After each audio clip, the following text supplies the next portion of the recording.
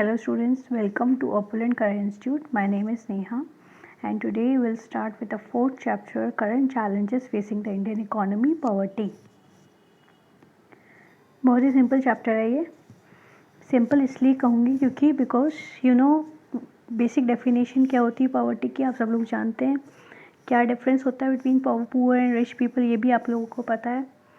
इसमें हम लोग डिटेल में जानेंगे कि किस तरह से आइडेंटिफाई करते हैं, क्यों आइडेंटिफिकेशन ज़रूरी है, गवर्नमेंट के क्या क्या प्रोग्राम्स एंड स्कीम्स रहे हैं और किस हद तक वो सफल हुए हैं to eradicate this problem of poverty.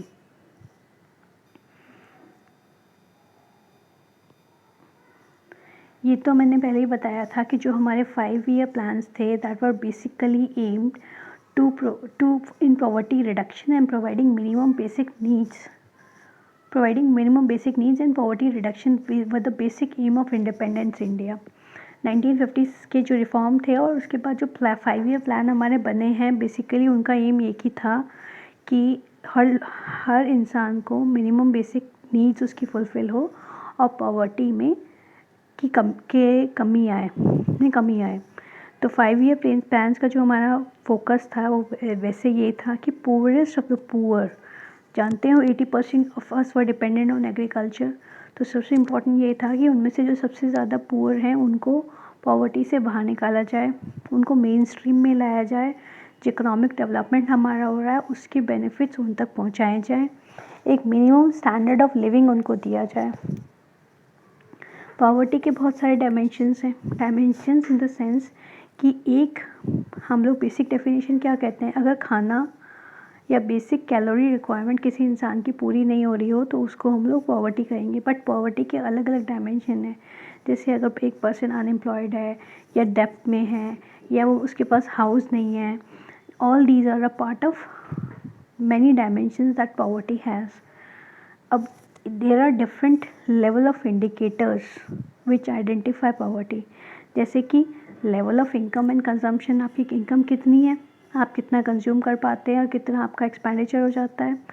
Social indicator जैसे कि आपकी हेल्थ स्टेटस, आपका एम्प्लॉयमेंट स्टेटस, आपके बच्चों की education status, all these are indicators of your being of a person being poor और रिच. तो इस स्लाइड में मैं एक बार ब्रीफ कर दूँ स्लाइड को. इंडिपेंडेंट इंडिया का गोल था to fulfil the minimum basic needs and poverty reduction. तो फॉर 5 ईयर प्लान का एम था पुअरेस्ट ऑफ द पुअर को बाहर निकालना, मेन स्ट्रीम में इंटीग्रेट करना so that they have an minimum standard of living. Poverty के बहुत सारे डायमेंशंस हैं और वेरियस टाइप ऑफ इंडिकेटर्स हैं, जैसे income consumption level, social indicators जैसे अनएम्प्लॉयमेंट का स्टेटस, डेब्ट का स्टेटस, योर चिल्ड्रंस एजुकेशन का status, whether you are into casual or disguised employment. All these things we are going to study in details in this slide. Who are the poor? Poor people कौन होते हैं? पहली बात, उनके पास assets मतलब जो उनके पास बेसिक नीड्स होती है ना, बेसिक हमारा सामान जो हम डेली डे टू यूज़ में करते हैं वो कम होते हैं.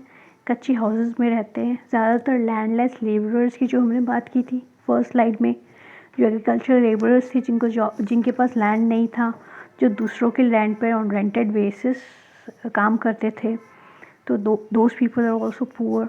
Starvation and hunger is rampant. Starvation, obviously, if they don't have food for minimum basic requirement also. Basic literacy and skill lack होती है. Employment opportunities, economic opportunities, क्योंकि वो literate नहीं होते तो वो economic जो employment opportunities भी उनके पास कम होती है. Unemployment, unstable employment मतलब जैसे एक farmer है, he does not have a land, तो कुछ टाइम के लिए कहीं काम करेगा, फिर वापस घर बैठ जाएगा, फिर थोड़े दिन बाद कुछ और कहीं काम करेगा. तो type of employment is unstable. malnutrition is of course high when you are not getting your proper food, तो obviously न्यूट्रिशन लेवल आपका कम होगा. सीरियस इलनेस हो जाती है अगर कुछ ऐसी malnutrition होता है. उससे ये होता है कि बीमारियाँ बहुत रहती है, बीमारियाँ इलाज के लिए पैसे नहीं होते, तो डेफिनेटली इल हेल्थ, डिसेबिलिटी और सीरियस इलनेस इज मोर. और सबसे इम्पॉर्टेंट बात, and when to fulfil their needs they borrow from the money lenders. इनके पास मेन स्ट्रीम जैसे कमर्शियल बैंक्स के पास ले जाने बोरो करने के पैसे नहीं होते, तो ये लोग ज़्यादातर मनी लेंडर्स के पास अप्रोच करते हैं टू गेट डेप्ट. So they are highly vulnerable and they are being exploited. उनको वो एक्सप्लॉयट करते हैं charging high rate of interest. And next is drinking water की facility, proper sanitation facility is not there. Gender inequality is rampant. So all these are the poor people, traits of the poor people. तो brief कर लूँ.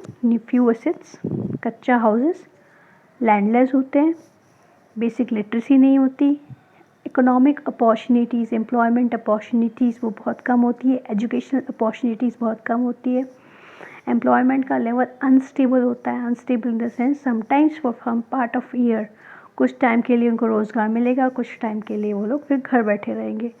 Mail nutrition high होता है, health is their major concern, and to fulfill their other obligation they have to borrow from money lenders. Money lenders charges in a very high rate of interest, so they are mostly under debt.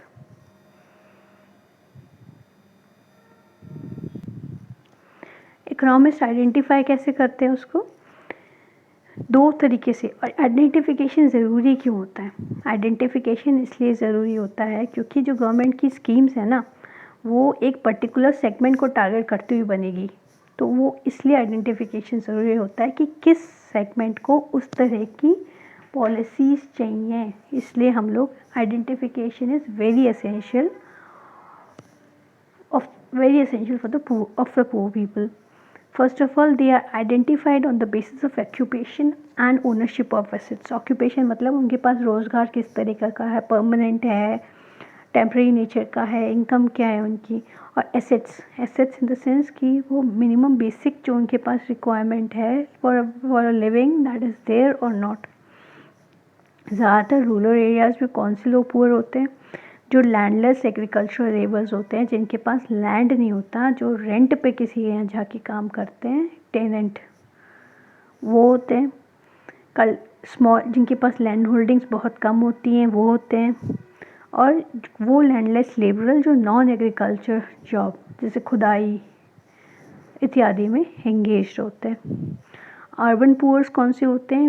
वो करीब जो rural areas से रोज़गार ना होने के कारण urban में जाते हैं, तो वहाँ पे they don't have a dwelling, रहने के लिए जगह नहीं होती. और वो कैजुअल जॉब्स में, लेबर फॉर्म में, जो घर में काम करते हैं या फिर कंस्ट्रक्शंस में काम करते हैं या मशीन्स चलाते हैं, उस फॉर्म में काम करते हैं, कैजुअल जॉब्स करते हैं. कभी जॉब होती है, कभी जॉब नहीं होती. So this slides brief this. मतलब इकोनॉमिस्ट आइडेंटिफाई कैसे करते हैं? इकोनॉमिस्ट आइडेंटिफाई करते हैं on the basis of the occupation and ownership of asset. उनका काम क्या है, उनके पास कितना मिनिमम बेसिक सामान है. रूरल एरियाज़ में कौन होते हैं पुअर? जो लैंडलेस होते हैं, जो cultivator with small holdings, landless labour जो नॉन एग्रीकल्चर जॉब्स में होते हैं. अर्बन पुअर कौन होते हैं? जो रूरल एरिया से माइग्रेट होकर अर्बन एरियाज़ में आए होते हैं एम्प्लॉयमेंट की सर्च करने के लिए, and they do a variety of casual jobs. Poor people को इकोनॉमिस्ट से कैसे आइडेंटिफाई किया? पहली बात तो आइडेंटिफिकेशन ज़रूरी क्यों है, मैंने आपको पहले बताया.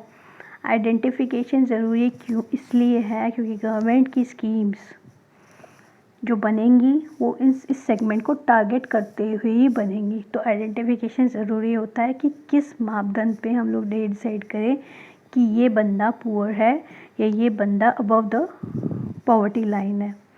तो पहला अटैम्प्ट हुआ दादा भाई नारोजी ने. पॉवर्टी लाइन का पहला कॉन्सेप्ट किसने लाया? Dadabhai Naoroji before the pre independence era. ये आपसे कोई नहीं पूछेगा किस तरह का था, बस इसमें बेसिक ये था कि first attempt was made by दादा भाई नारोजी. पोस्ट इंडिपेंडेंस इंडिया में कब बना है? 1962 में प्लानिंग कमीशन, जिसको भी नीति आयोग कहते हैं, उसने एक स्टडी ग्रुप फॉर्म किया था. 1979 में task force on projection of minimum needs and effective consumption demand was form, and 1899 and 205 expert groups were constituted for poverty, for identification of the poor people. तो ये बात मैं बार बार रिपीट करती हूँ, identification is important, क्योंकि government की schemes basically dependent होगी number of people पे एंड एक कट ऑफ लाइन पे कि किस मिनिमम बेसिक रिक्वायरमेंट के बाद आप उनको पुअर क्लासीफाई करोगे। फर्स्ट अटैम्प्ट किसने किया था? दादा भाई नौरोजी ने। पोस्ट इंडिपेंडेंस में, प्री इंडिपेंडेंस में किया था प्लानिंग कमीशन या नीति आयोग ने 1962 में। 1979 में टास्क फोर्स बना था minimum basic needs and effective consumption demand के लिए। 89 एंड 2005 में experts group were constituted for identification of poor people in India. How to economist identify them, ये सबसे इम्पॉर्टेंट स्लाइड है, इसको बहुत अच्छे से कर लेना। इससे क्वेश्चन अगर आता है इस चैप्टर से तो इसको इस स्लाइड से क्वेश्चन ज़रूर आएगा। People who are always poor and they are usually poor but sometimes have a little more money are grouped together as chronic poor. Chronic poor कौन से होते हैं? Always poor and usually poor. Always poor मतलब हमेशा से ही गरीब रहे हैं वो। Usually poor मतलब थोड़ा बहुत पैसा कभी आता है कभी जाता है, तो ये दोनों कहलाते हैं chronic poor। ये कभी कभी पॉवर्टी से पहले होते हैं, पॉवर्टी के फिर उसके बाद होते हैं। Occasional poor who are rich most of the time but sometimes have a patch of bad luck, they are called as transit poor. Churning poor, occasionally poor वो होते हैं जो कभी कभी बैड लक के कारण या पॉवर्टी में से इन एंड आउट मूव करते रहते हैं, they are known as occasional poor. और चर्निंग पुअर, ओकेजनली पुअर किस कैटेगरी में आते हैं? ट्रांजिएंट पुअर में। And then they are called as never poor and they are non poor, जो कभी गरीब रहे ही नहीं है। तो क्रॉनिक पुअर कौन से होते हैं? Always poor and usually poor. Always मतलब हमेशा, यूजुअली मतलब कभी कभी, कभी कभी पैसे होते हैं उनके पास। Churning poor, occasional poor. Churning poor वो होते हैं जो in and out move out करते हैं पॉवर्टी के। ओकेजनली पुअर जो होते हैं जो रिच होते हैं but sometime they have a patch of bad luck, they are called as transitory poor, transit poor. And never poor और नो पुअर मतलब जिनके पास कभी भी बेसिक नीड्स की कमी नहीं हुई है, they are a part of non poor. Poverty line मतलब एक लाइन जिसके बियॉन्ड आप किसी इंसान को पुअर कंसिडर करोगे। तो ये 2011-12 में पॉवर्टी लाइन की डेफिनेशन दी गई थी। सबसे पहले definition, rural areas consumption worth ₹816 पर पर्सन अ मंथ, यानी अगर 816 रुपये का कंजम्पशन एक बंदा रूरल एरियाज़ में करता है एक महीने में तो वो पुअर नहीं कहलाएगा। और अर्बन एरिया में ये अमाउंट कितना था? 1000 रुपीज़ पर पर्सन अ मंथ, यानी एक बंदा अगर 1000 रुपीज़ खर्च करता है एक महीने में तो उसको पुअर हम लोग नहीं आइडेंटिफाई करेंगे। रूरल एरियाज़ में 816, अर्बन एरियाज़ में 1000 रुपीज़। अब ये लाइन तो बन गई। सबसे पहले तो ये डेफिनेशन आउटडेटेड है 2011 and 12 and now it is 2021 and 22 which is going on. तो आप ये समझ सकते हैं कि अब 1000 रुपीज़ में अर्बन एरियाज़ में सर्वाइव करना मुश्किल है ना। तो definitely this definition is outdated. और इसमें और भी प्रॉब्लम्स थी, जैसे ये पुअर एंड वेरी पुअर के बीच में डिफ्रेंशिएट नहीं करती थी। मतलब एक बेसिक सिर्फ ये कह दिया इसने कि 1000 रुपीज़ एंड 816 रुपीज़, बट किस तरह से हम लोग पुअर एंड वेरी पुअर के बीच में डिफ्रेंशिएट करेंगे वो दैट वाज नॉट देयर। और अदर सोशल फैक्टर्स, मतलब एक पर्सन के पास खाने की है बट उसके बच्चों के पास एजुकेशन नहीं है, उनके पास पहनने के कपड़े नहीं है, उनके पास बेसिक जो घर में रिक्वायरमेंट है दैट इज़ नॉट देयर, एक हाउस नहीं है, एक ड्वेलिंग नहीं है, तो इन फैक्टर्स को वो कंसिडर नहीं कर रही है ये डेफिनेशंस। और कई बार ये भी हुआ है कि जो गवर्नमेंट ने डेटा कलेक्ट किया है पॉवर्टी का, वो सारे आइटम्स की कंजम्पशन बास्केट जितना हम कंज्यूम करते हैं वो उसमें नहीं होता, मेथोलॉजी भी प्रॉपर नहीं होती, और पुअर पीपल को मैनिपुलेट भी किया जाता है so that there figure is less.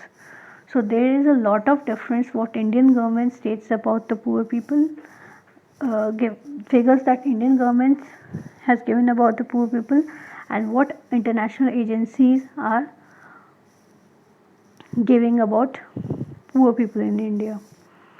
So basically poverty line किस तरह से डिफ़ाइन करेंगे, 2011-12 में डिफ़ाइन की गई थी रूरल एरियाज़ में, जिसमें 816 पर पर्सन अ मंथ है, अर्बन एरियाज़ में 1000 रुपीज़ पर पर्सन अ मंथ है। और मेजर प्रॉब्लम इसकी क्या रही है, पुअर एंड वेरी पुअर के बीच में डिफ्रेंशिएट नहीं करती, अदर सोशल फैक्टर्स के बीच में, अदर सोशल फैक्टर्स जैसे economic factors, employment, education, basic needs, dwellings, house, उसमें ये कंसिडर नहीं करती डेफिनेशन। डेटा कई बार गवर्नमेंट जो कलेक्ट करती है वो फ्लॉड होते हैं, कंजम्पशन बास्केट उसकी प्रॉपर नहीं होती, मेथोलॉजी प्रॉपर फॉलो नहीं की जाती, और poor people, number of poor people are also manipulated to arrive at a lower figure. So this is a basic problem of identification of poor people in India. The proportion of people below the poverty line is called as head count ratio.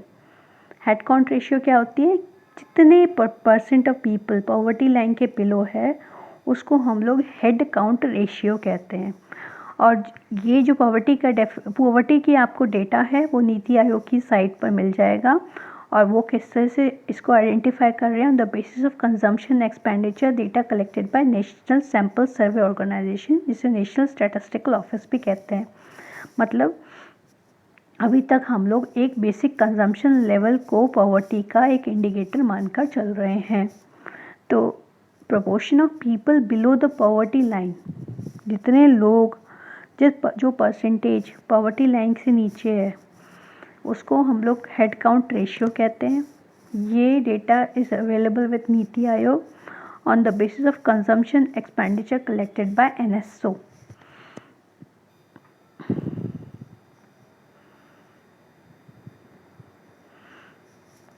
Poverty के reasons क्या होते हैं, social and economic political inequality मतलब आप जानते हैं caste system पहले बहुत ज़्यादा रैम्पेंट थी, तो जब कास्ट होती थी they were not allowed to mix into the mainstream, they did not get opportunities under the mainstream economic facilities, जैसे उनको रोज़गार नहीं मिलता था, काम ऊंची कास्ट के लोगों के साथ नहीं बैठने दिया जाता था, वो काम नहीं करने दिया जाता था। तो एक रीज़न तो ये था। सोशल एक्सक्लूजन भी इसको कहेंगे कि उनको आउटसाइडर के तौर पर ही ट्रीट किया जाता था। दूसरी अनएम्प्लॉयमेंट, यानी उनके पास रोज़गार ही नहीं है, रोज़गार नहीं है तो पैसे नहीं है। इनडेप्टनेस अनदर रीज़न, इनडेप्टनेस मतलब जब आपके पास रोज़गार नहीं है तो आपको डेफिनेटली लेंडिंग कहाँ से लेनी पड़ेगी, आपको पैसा कमर्शियल बैंक से तो मिलेगा नहीं, आपको जो पैसा मिलेगा वो मनी लेंडर से मिलेगा at very high rate of interest.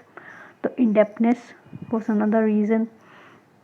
And most important, unequal distribution of wealth, richer are getting rich and poor are getting poorer. तो these are the reason of poverty। और जब हम लोग सब एक इंडिविजुअल पॉवर्टी को सम अप करते हैं तो वो एग्रीगेट पॉवर्टी बन जाती है। और इकोनॉमी के पॉइंट ऑफ व्यू से बात करें तो क्यों पॉवर्टी है, कैपिटल फॉर्मेशन नहीं है, कैपिटल फॉर्मेशन नहीं है तो इंडस्ट्रीज़ नहीं है, इंडस्ट्रीज़ नहीं है तो रोज़गार नहीं है, रोज़गार नहीं है तो एम्प्लॉयमेंट है, अनएम्प्लॉयमेंट है तो पॉवर्टी है। इंफ्रास्ट्रक्चर फैसिलिटी नहीं है, education facility is not there in the villages, college facility is not there in the villages, तो इंफ्रास्ट्रक्चर नहीं है। डिमांड की लैक है, डिमांड मतलब लोग तो हैं पर उनके लिए रोज़गार नहीं है, तो there is a lack of demand.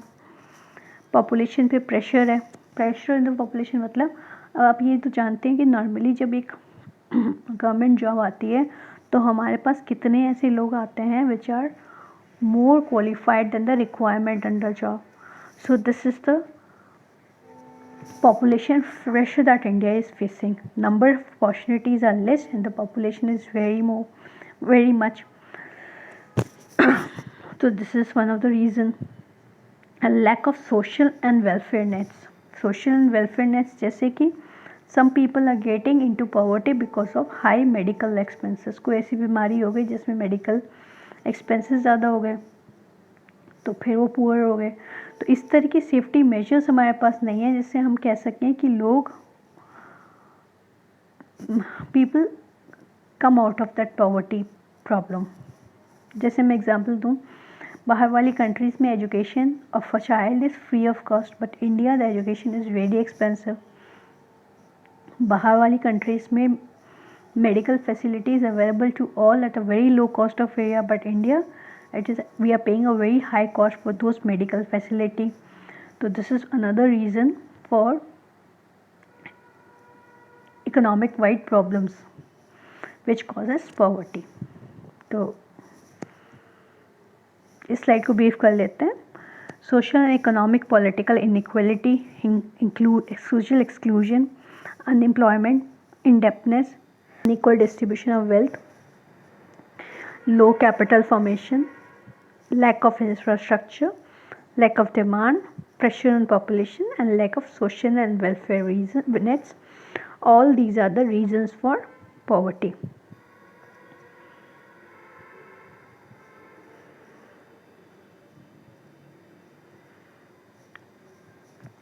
Policies and programs toward poverty alleviations. अब हमने पॉवर्टी लाइन तो डिफाइन कर ली. अब गवर्नमेंट के क्या क्या प्रोग्राम रहे हैं पॉवर्टी एलिवेट करने के लिए. सबसे पहला जो अप्रोच था ग्रोथ ओरिएंटेड अप्रोच 1950 से 60 से.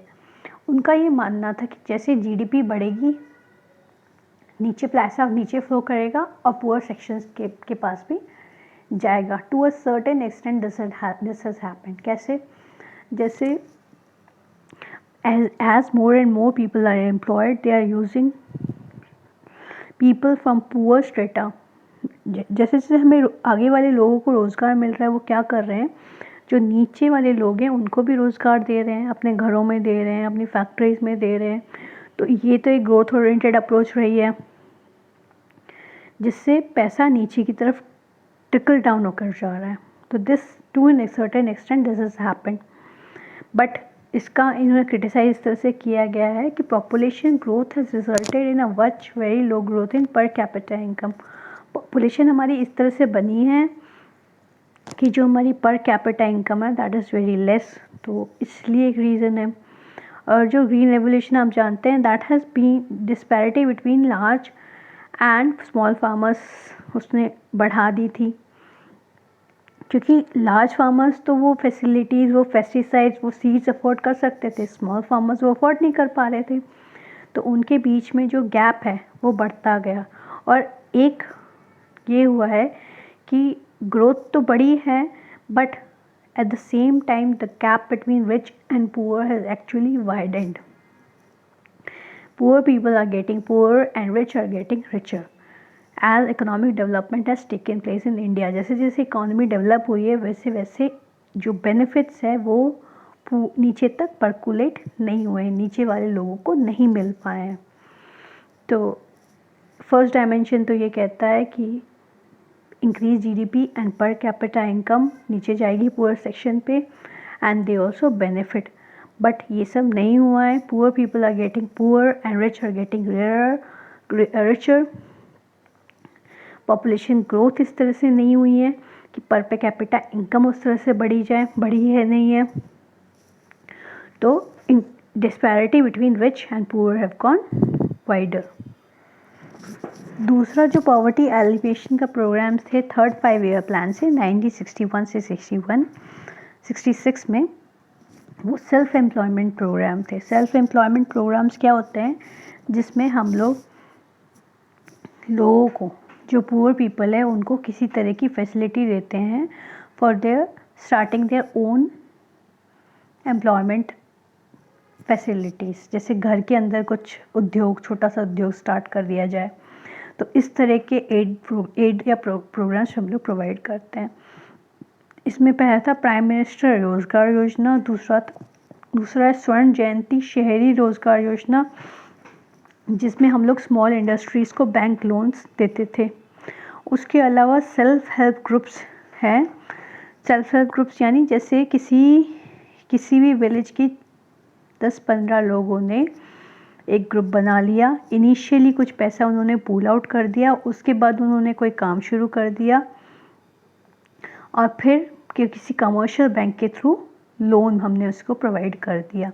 तो सेल्फ हेल्प ग्रुप्स हैं. देन तीसरा MNREGA, Mahatma Gandhi national rural employment guarantee act, जिसमें हर विलेजेस में अनस्किल्ड मैनुअल वर्क के लिए 100 डेज़ अ ईयर के लिए गवर्नमेंट पेमेंट करती है और वो बंदा वहाँ पे काम कर सकता है। तो ये सारे पॉवर्टी एलिवेशन के प्रोग्राम हैं। पहला था जीट ग्रोथ ओरिएंटेड अप्रोच, जिसमें हमने बात की थी कि जैसे जैसे जीडीपी बढ़ेगी बेनिफिट्स अपने आप नीचे पर्कुलेट करके जाएंगे। दूसरा था पॉवर्टी एलिवेशन प्रोग्राम, जिसमें गवर्नमेंट ने इस तरह की एड्स देना शुरू कर दिया ताकि बंदा मतलब लोगों को खुद ही रोज़गार मिलना शुरू हो जाए। एंड तीसरा ये होता है कि ठीक है, आपने एम्प्लॉयमेंट की प्रॉब्लम तो सॉल्व कर ली, बट और जैसे चीज़ें जैसे कि पब्लिक डिस्ट्रीब्यूशन सिस्टम हमने स्टार्ट किया। उसमें हम क्या करते हैं, फ्री या कुछ अमाउंट पे, कुछ पैसे पे हम लोग वीट एंड राइस प्रोवाइड करते हैं so that their food needs are fulfilled. Mid day meal हमने बच्चों के लिए स्टार्ट की ताकि more and more children come to school. ग्राम सड़क योजना में हमने infrastructure facilities in villages provide करने की काम किया है। आवास योजना में आपने हाउसिंग कंडीशंस को सुधार करने के लिए बात की है। पेंशन में, और पेंशन के लिए नेशनल सोशल असिस्टेंट प्रोग्राम है। उसके अलावा प्राइम मिनिस्टर जनधन योजना पीपल, जिसमें ज़ीरो बैलेंस अकाउंट्स अपने खोल सकते हैं। 2014 में जो स्कीम आई थी बैंकों के पास, जिसमें कोई भी बंदा, कोई भी इंसान विथ ज़ीरो इनकम बैंक में अकाउंट खोल सकता है। तो अभी कोविड के दौरान क्या हुआ था, कोविड के दौरान यही तो हुआ था कि इन लोगों को जो बेनिफिट्स हमने प्रोवाइड किए वो गवर्नमेंट ने सीधे इनके अकाउंट में, जो इन्होंने जनधन योजना के दौरान अकाउंट खोले थे उसमें वो पैसा डाल दिया, तो वो लोग वहाँ से वो पैसा ले पा रहे थे। तो ये अदर सोशल स्कीम है जो एम्प्लॉयमेंट से कंसिडर नहीं करती, अदर बेनिफिट्स जैसे उनका बेसिक राइस एंड वीट की रिक्वायरमेंट, मील की रिक्वायरमेंट, इंफ्रास्ट्रक्चर की रिक्वायरमेंट, हाउसिंग की रिक्वायरमेंट, ये सारी प्रोवाइड करती हैं। तो this is a third attempt to supplement the consumption of the poor and create employment opportunities। अब हम जो इतने सारे स्कीम्स गवर्नमेंट जो लाई है उनका असर क्या हुआ है। सबसे पहले अभी भी कुछ राज्यों में पुअर नेशनल एवरेज से लो है। Percentage of absolute poor in some states is below the national average. Then पर फिर भी अभी hunger, malnutrition, illiteracy that is there in Indian economy. और मेजर एरियाज ऑफ कंसर्न क्या है, land और अदर एसेट का अनइक्वल डिस्ट्रीब्यूशन है, रिसोर्स जो एलोकेशन है वो अनइक्वल है, इंफ्रास्ट्रक्चर फैसिलिटीज़ नहीं है, training facilities, lack of training and corruption among officials. जो लोग ये काम करते हैं पॉवर्टी रेडिकेशन का, वो प्रॉपरली ये काम नहीं कर पा रहे। दिस इज़ अनदर रीज़न कि ये जो प्रोग्राम्स है ये सक्सेसफुल नहीं हुए। पंचायती राज, लोकल इंस्टीट्यूट, पंचायती राज जैसे इंस्टीट्यूट का पार्टिसिपेशन कम है। और आप कितनी भी स्कीम्स ले आओ, जब तक कि जो लोग गरीब हैं वो इस चक्रव्यूह से बाहर नहीं आना चाहेंगे, तब तक वो गरीब ही रहेंगे।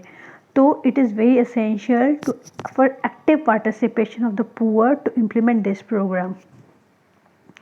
उनको पार्टिसिपेशन करना उनका ज़रूरी है। For example self help group की स्कीम तो है, बैंक लोन भी प्रोवाइड करते हैं, बट जिनको ये चाहिए उनको कोई ना कुछ वे आउट या काम इस तरह का सोचना पड़ेगा जिसमें वो SHG फॉर्म कर सके।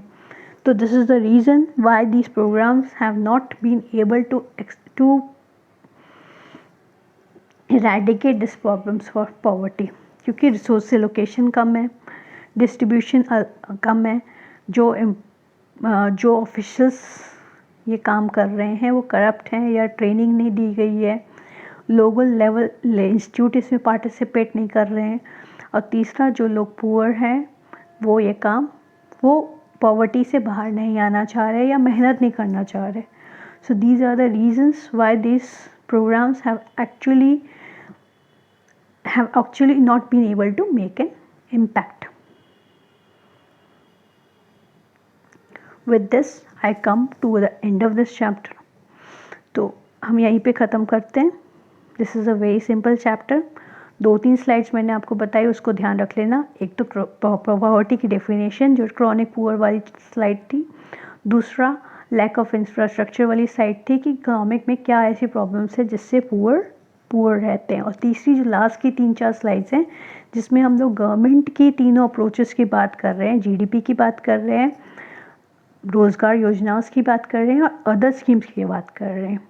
वो these are the most 3 important slides of the entire video. ठीक है, थैंक यू। अगर आपको वीडियो पसंद आई है तो लाइक कीजिए, सब्सक्राइब कीजिए, और अगर कोई कहीं कोई दिक्कत आ रही है तो प्लीज़ कमेंट कीजिए। Thank you.